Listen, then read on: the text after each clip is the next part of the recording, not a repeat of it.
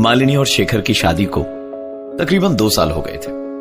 शेखर की लाइफ इतनी बिजी थी कि वो चाहकर भी मालिनी को टाइम नहीं दे पाता था। पर इस बात का मलाल मालिनी को जरा भी नहीं था, क्योंकि वो शेखर को अच्छी तरह से जानती थी और ये दोनों की लव मैरिज भी थी। दोनों बैंगलोर के एयरपोर्ट रोड के नजदीक अपने मकान में रहते थे। रोज की तरह लंच खत्म करके शेखर ने मालिनी को फोन किया। फोन रखने के करीबन 20-25 सेकंड बाद ही किचन में काम कर रही मालिनी को एक आवाज सुनाई दी, मानो जैसे कोई ऊपर वाले कमरे में दौड़ रहा हो। यह आवाज सुनकर मालिनी चौंक चुकी थी। वो दौड़ते हुए कमरे में गई कि कहीं कोई चोर वोर तो नहीं है। कमरे में कोई नहीं था। यह देखकर मालिनी की सांस में सांस आई और उसने कमरे की खिड़की बंद की। और जैसे ही वो पलटी, उसने अपने कमरे में एक प्लास्टिक की गेंद देखी, जो आज तक उसने अपने घर में कभी नहीं देखी थी।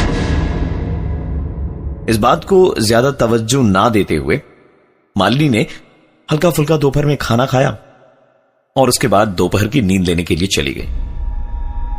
उसे सोए हुए कुछ ही वक्त हुआ था कि उसकी नींद एक आवाज से टूटी। यह आवाज टीवी रूम से आ रही थी।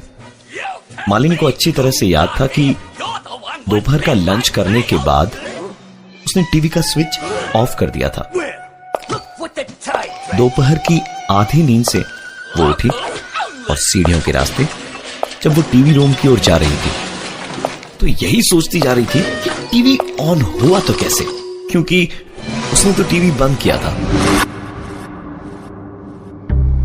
टीवी का वॉल्यूम देखा तो पूरा फुल था। जैसे ही उसने टीवी का स्विच दबाकर उसे बंद करने के लिए अपने हाथ आगे बढ़ाए कि उसके कानों में एक आवाज टकराई, टीवी चलने दो, बंद मत करो।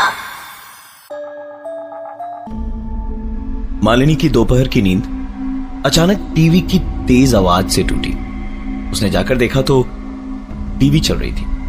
जैसे उसने टीवी को स्विच ऑफ करने के लिए हाथ बढ़ाया, तभी आवाज आई, टीवी चलने दो, बंद मत करो।